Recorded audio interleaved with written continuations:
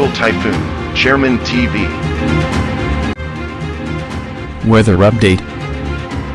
Helping homeless people. Please subscribe.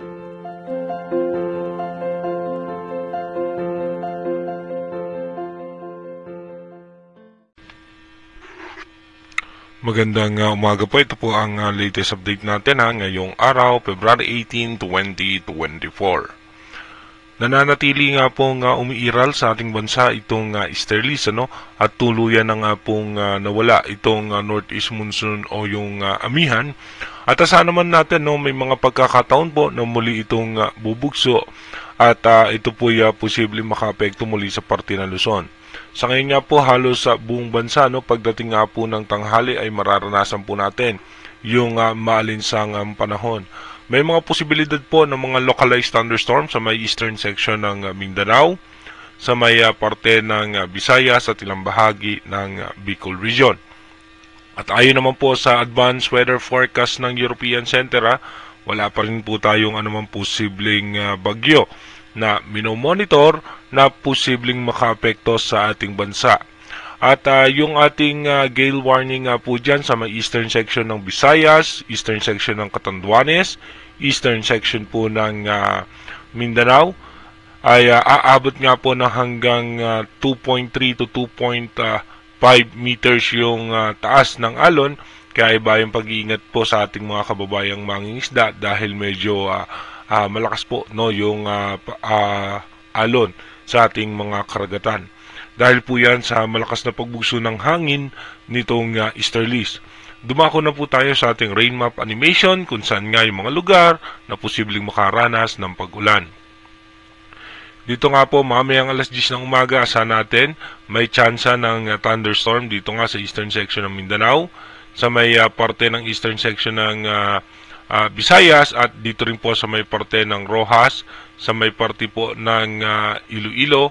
At pagdating naman po ng alas 3 mamayang hapon, asahan natin mananatiling maayos at magandang lagay ng panahon.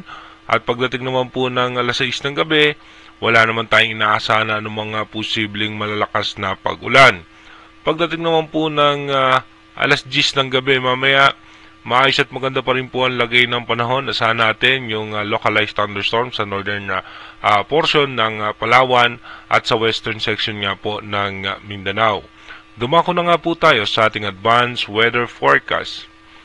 Dito nga po sa ating advanced weather forecast, pagdating nga po ng February 19 hanggang February 20, asahan po natin na easterlies pa rin po ang umiiral sa ating bansa dahil meron pa rin pong high pressure area sa karagatan ng Japan.